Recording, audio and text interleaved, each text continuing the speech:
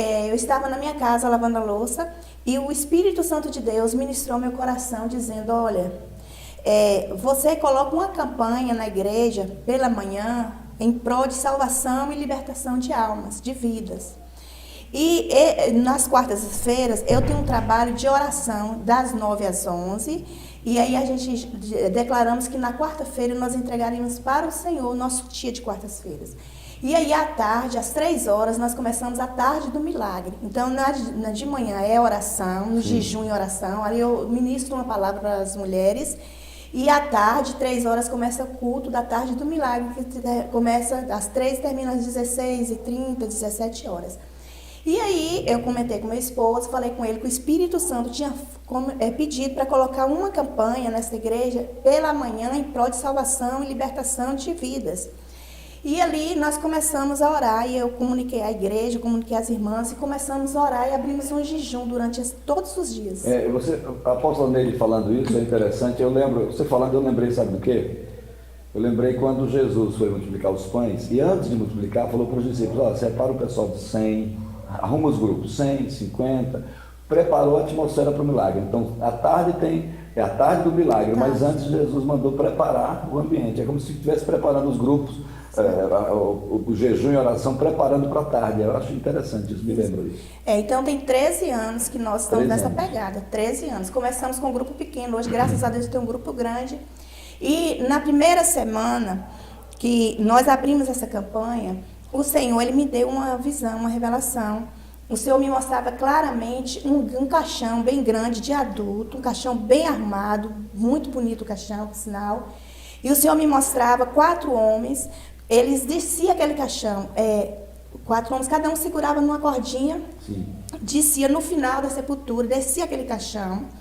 E quando eles colocavam aquele caixão no fundo ali, um outro rapaz se aproximava, enchia uma pá de terra e iria jogando em cima do caixão para enterrar a pessoa.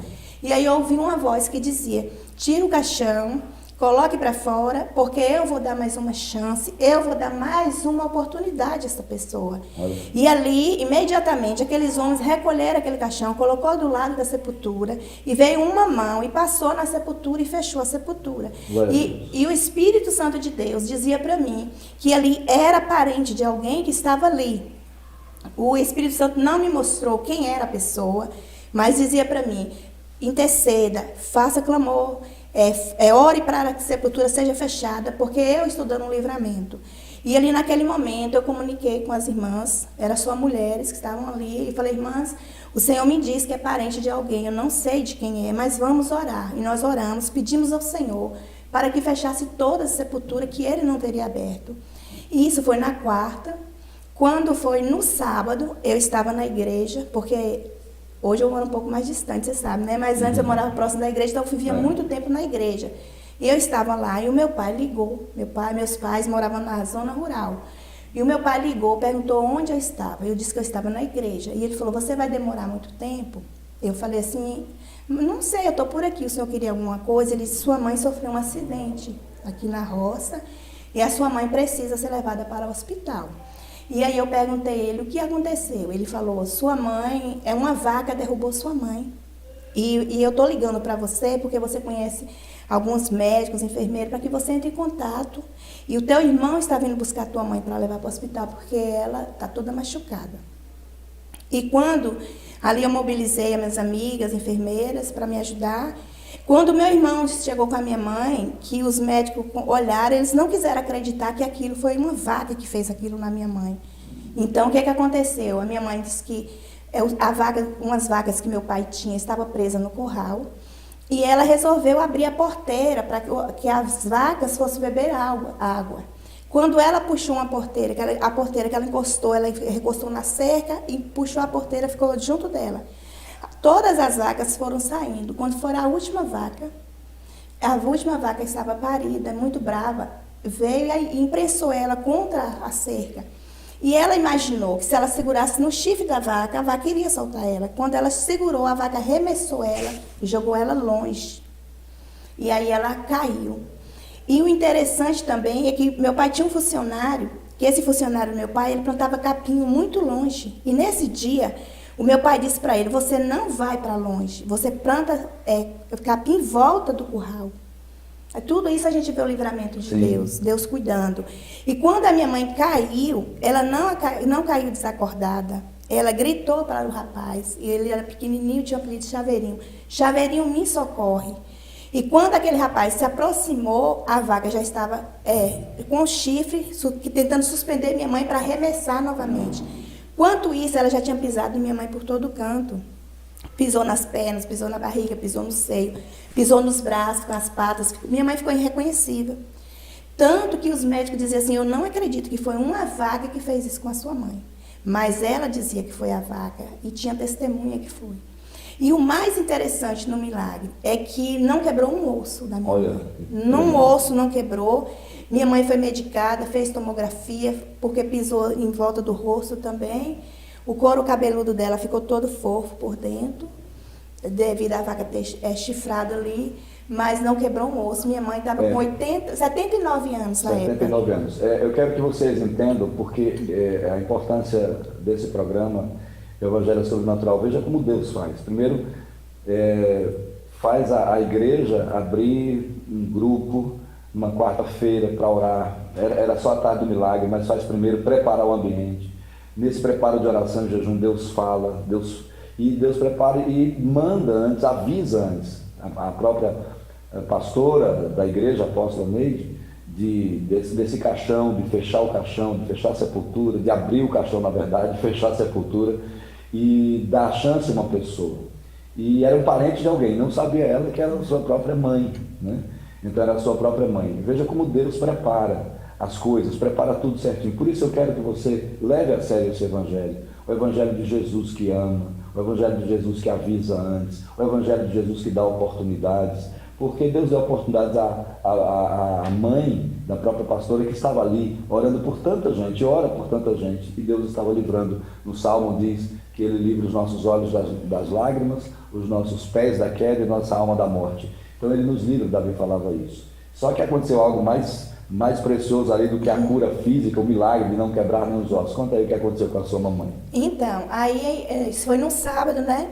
Levamos ela no médico, fez todos os exames particular, e aí o médico liberou, falou, não tem como eu manter sua mãe aqui, porque os hematomas estão aí. A gente vê que realmente ela foi bem machucada, não quebrou nenhum osso, fizemos vários raios-x, não quebrou nada. E aí liberou para casa, e a minha mãe ainda não era evangélica. Ela praticava o catolicismo, ela ia como uma pessoa normal, ia na igreja, mas ela não tinha visitava. Ela não tinha uma aliança com o Senhor. E aí quando foi no dia 17 de dezembro, isso aconteceu no dia 16, no sábado, no dia 17, ela resolveu ir para a igreja comigo. E como o Senhor tinha dito que estava dando mais uma chance, uma oportunidade, eu ali contei para a igreja e contei o testemunho que Deus tinha feito na vida da minha mãe. E quando, no final da mensagem, a minha mãe aceitou Jesus para a honra e glória do Senhor. Na de pregar, o Senhor me deu uma visão. E nós temos vários irmãos, né? Mas vou falar desse irmão Jorge, que o senhor conhece, ele é pintor, né? Sim. E ele viaja muito. E ali Deus me deu uma visão, eu via o irmão Jorge numa direção de uma pista, e eu via claramente quando um pneu do carro dele voava, e o Senhor me mostrava o carro dele capotando várias vezes ali. E ali, em seguida, a irmã já terminou o culto e já deu a bênção apostólica. E ali eu falei, meu Deus, eu tenho que orar, eu preciso orar. E ali eu subi correndo no púlpito, e falei, irmãos, calma aí, espera um pouquinho. E aí peguei o microfone e perguntei, o irmão está por aqui? E ele levantou a mão, estou aqui, pastor. E eu disse para ele, olha, meu irmão, Deus me deu uma visão. E contei a visão. E eu falei, olha, eu não entendo de peça de carro, mas Deus está dizendo, manda olhar o seu carro. Manda olhar, porque Deus está te dando um grande livramento de acidente. E no intermédio da minha casa, da igreja até a minha casa, quando eu cheguei, ele me mandou 3 áudios, que a irmã dele tinha enviado para ele no dia anterior, chorando, pedindo para que ele vigiasse muito, porque ela tinha tido um sonho com ele, que ele capotava o carro e que ele falecia. E que várias pessoas chegavam perguntando por ele, que ela dizia, o velório está sendo na rua São Roque, lá no Guarani mesmo, e que viu o caixão saindo. Olha. E Foi tão interessante que ele me mandou esses áudios e falou, olha, apóstolo, amanhã cedo eu vou levar o carro para arrumar, para dar uma olhada, para ver o que é. E no outro dia cedo ele resolveu trocar o óleo do carro. E quando o rapaz colocou o carro na rampa, que olhou, falou assim para ele, olha, este rolamento da roda do seu carro está solto, o seu carro está com a roda solta. Olha. E ele gravou um vídeo e me mandou. E ali o rapaz falou para ele, leva esse carro para a oficina. E quando ele desceu o carro, que ele levou o carro para a oficina, tirou da rampa e levou, eles ficaram impressionados, porque ele mesmo me mandou o vídeo dizendo que pegava assim na roda do carro e estava solta para lá e para cá. Então Deus deu um livramento de morte, de acidente para aquele irmão. Inclusive ele tinha que viajar naquele dia, um dia antes, naquele dia ele teria que viajar e não deu nada certo dele viajar.